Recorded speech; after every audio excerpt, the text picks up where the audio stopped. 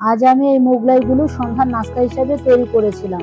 প্রথমে একটি পাত্রে পেঁয়াজ, কাঁচামরিচ, ধনেপাতা, শসা, গাজর এবং ফ্রিজ আপ করা চিকেনের পুর নিয়ে নিয়েছি। আমি এই পুরটি তৈরি করে রাখি কারণ এটা যে কোনো সময় কাজে লেগে থাকে। এরপর তাতে রাঁধুনির চাট মশলা, লবণ, বিট লবণ দিয়ে সমস্ত কিছু মাখিয়ে নিব। এরপর দুটো ডিম নিয়ে তা ফেটিয়ে সাইডে রেখে দিব। এখন ময়দার ডো তৈরি করে তা সুন্দর করে বেলে নিচ্ছি।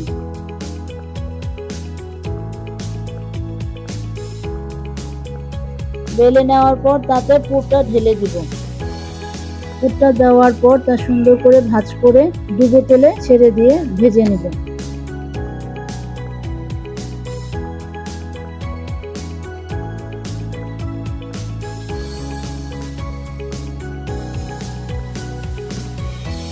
এবার কিছুক্ষণ উল্টে পাল্টে দুপাশ ভালোভাবে ভেজে নিব।